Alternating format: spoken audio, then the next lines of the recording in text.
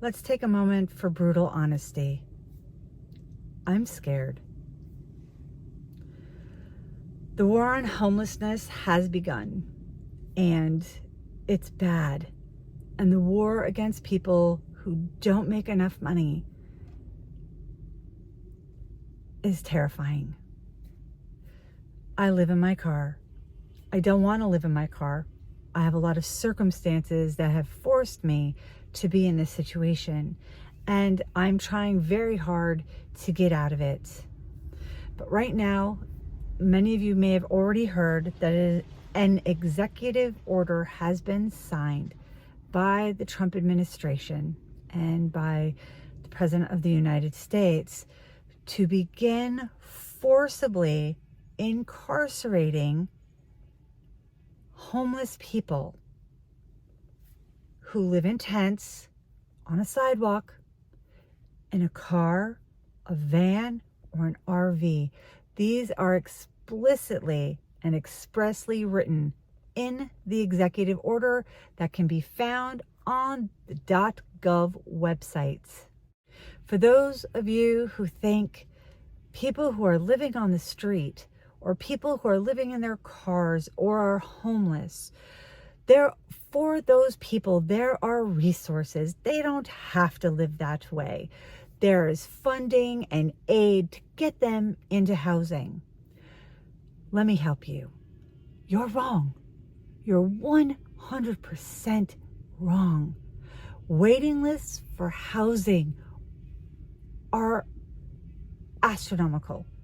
You are looking at 6 months to years. There's almost no Section 8 left.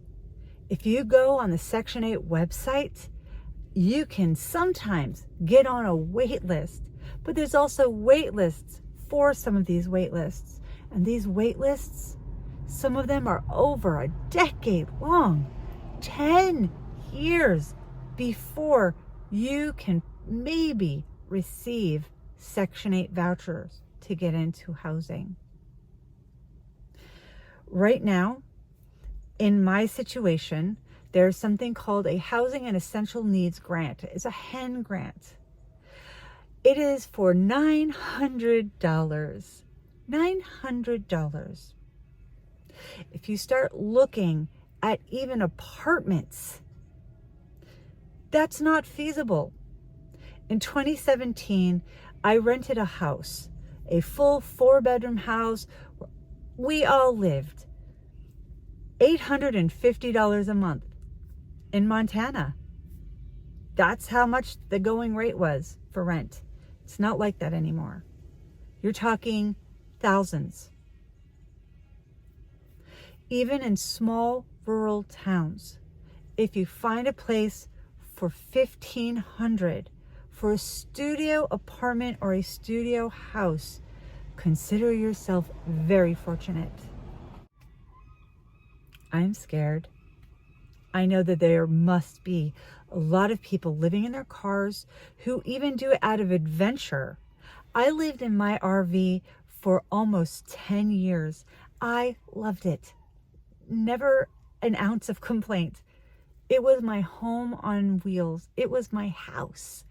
I had a bed, a kitchen, a bathroom, a desk.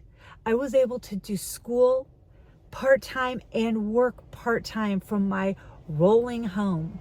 I can't do that from my car. And so far, I have lost so much that I am unable to also get a van that I could at least stand up in, have a bed, have a little sink, and have a little kitchen with a desk. This is my goal. It doesn't seem that hard. It doesn't seem like it's not obtainable.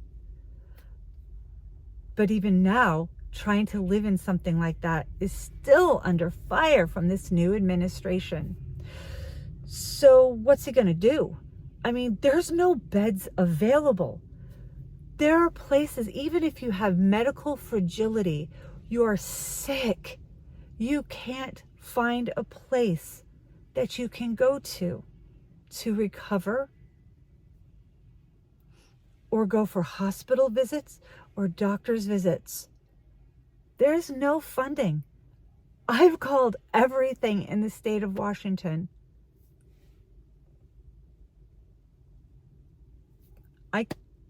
If you're not out here in the trenches, you have no right to say anything. And if you've not lived your life in someone else's shoes, you have no right to say, well, I know how it works, when you don't. But the situation is that bad. I'm not into drugs. I don't drink. I've never done those things. I'm clean. I'm educated. And yet there is still no avenue for me to go forward. And now there's fear. Fear that even that possible $900, once I can get into an apartment or a place and I could get some online work, that I could build my finances, keep going through therapy, and build my life back up. Get off aid and help, because then I will be able to go forward whole and more healed. I've discussed some of my PTSD, and that is a situation that is part of this overall issue. But now there's a war on people living in their vehicles. So what's the plan? If there's no beds, are there going to be new places resurrected where they could put tiny homes? They could put people there. They could make more programs. What are they going to do? Are they going to build more of those alligator Alcatrazes in certain states and just throw their homeless population into these places and force them into recovery programs? Or force people who are sick or have PTSD or who have other physical issues of medical fragility to put them in these places because they can't afford to live in housing right now? The housing market's not getting better, and they're cutting these other funds. I don't even know if I can find a place within the next few months with that $900, with the way that he is threatening cuts to financial aids and institutions and grants. That money could run out. I could be in a place for 2 months and still not have my feet underneath me to keep going. I'm angry and I'm scared, and that's wrong. I'm doing everything I can to pull myself out of this and to start again. I don't need that much to do that, but I need enough. And there's not. And do you know how many people are suffering with their PTSD or with their physical problems and can't get help? And maybe they can't do as much as me to find out what is available. I am so sorry for those people who are suffering and who don't know which way to turn. And for those people who are living in a van or living in a car or living on the street and are afraid, I am so sorry.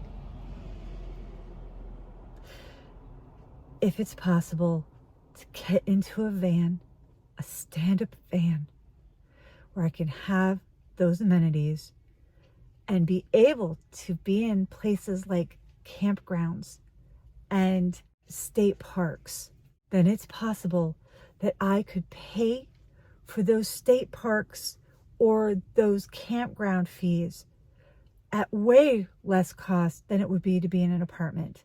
But see, a lot of those places don't allow cars.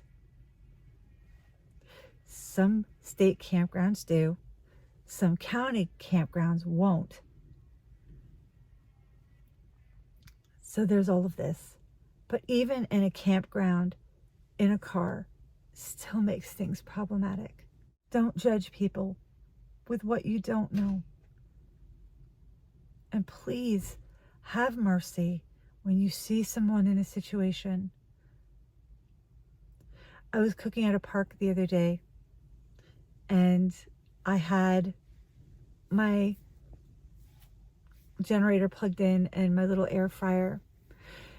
And a maintenance guy from the park came over and told me, you know, you're fine here to cook, but just know you can't sleep here.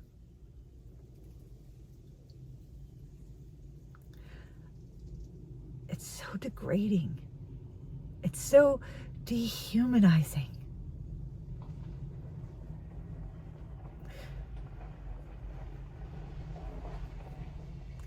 I remember when living in a car or van or an RV was an adventure.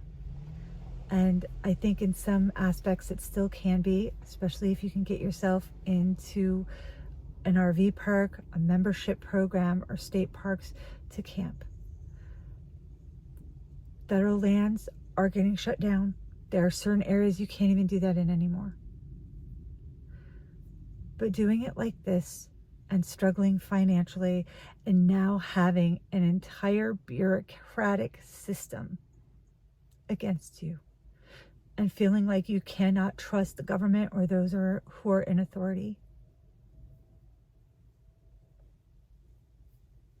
Anyway, I have a lot more to come.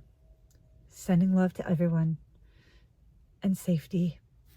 Stay safe and take care of yourself, even if that's just moments of self-care. See you again soon.